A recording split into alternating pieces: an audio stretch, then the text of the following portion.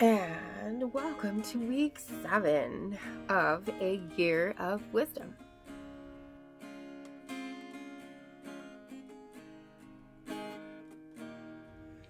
Day 45.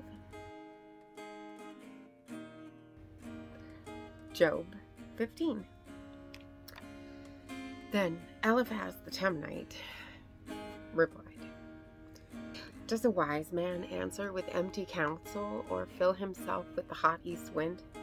Should he argue with useless talk or with words that serve no good purpose? But you even undermine the fear of God and hinder meditation before him. Your iniquity teaches you what to say, and you choose the language of the crafty. Your own mouth condemns you, not I.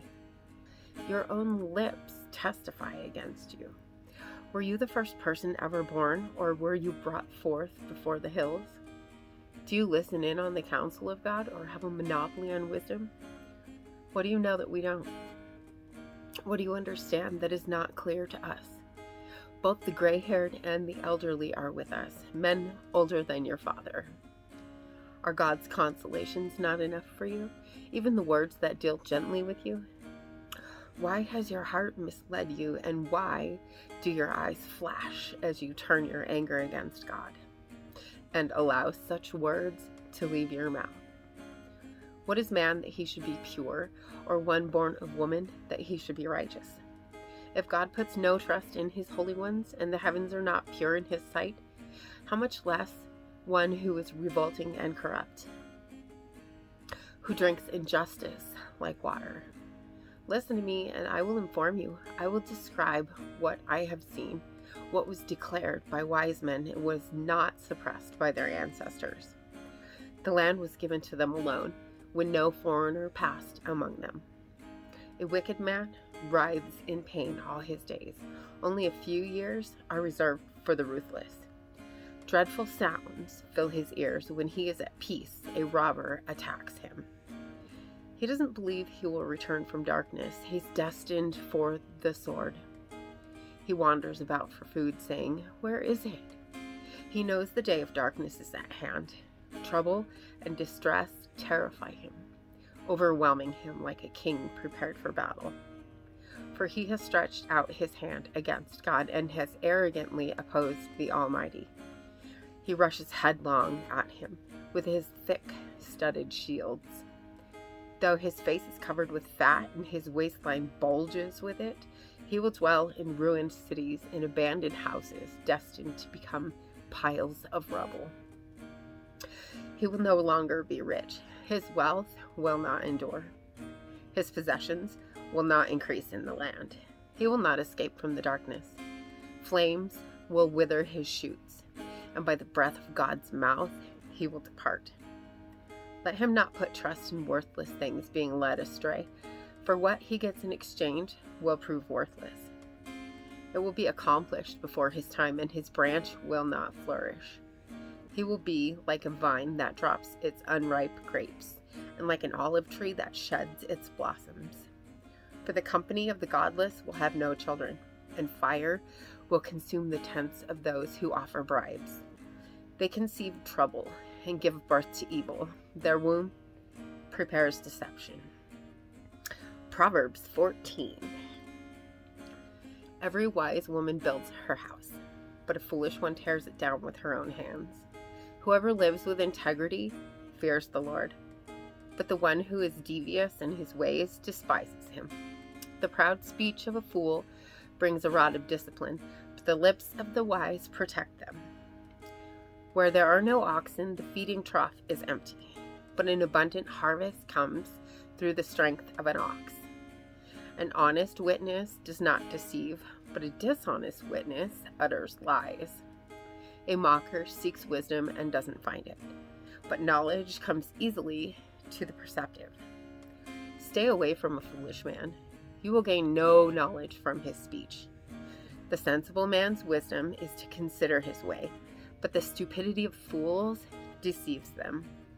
Fools mock at making restitution, but there is goodwill among the upright.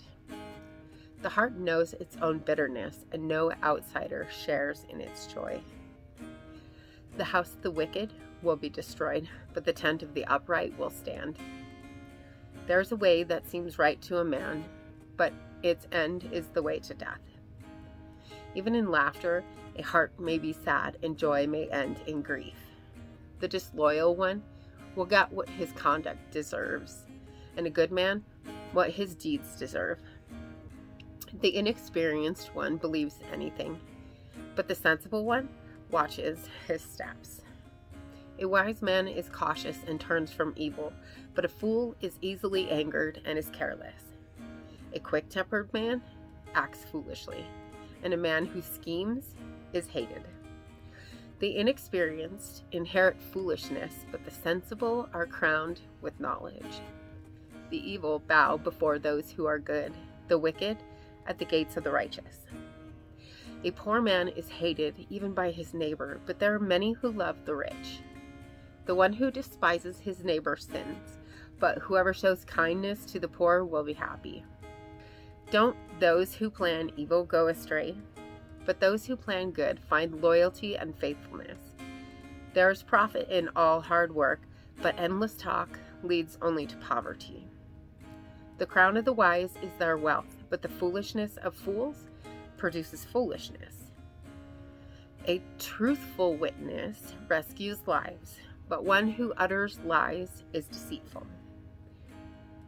In the fear of the Lord, one has strong confidence, and his children have a refuge.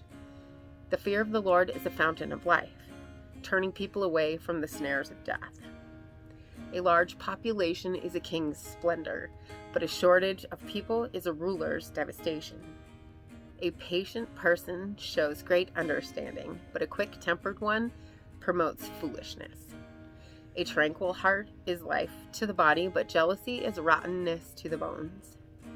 The one who oppresses the poor person insults his maker, but one who is kind to the needy honors him. The wicked one is thrown down by his own sin, but the righteous one has a refuge in his death. Wisdom resides in the heart of the discerning. She is known even among fools. Righteousness exalts a nation, but sin is a disgrace to any people. A king favors a wise servant, but anger falls on a disgraceful one. And once again, thank you for being here today. Click the subscribe right here and hit the bell. And make sure to hit like. And we will see you tomorrow for another reading. Blessings. When my head's completely full and my heart is worry-worn, I know without a doubt you'll carry me out of the storm. I'm standing at the crossroads, I'm lost without a clue. I need a big pink neon sign to show me what to do. I thank you, Lord, it glorifies you when you're the only answer.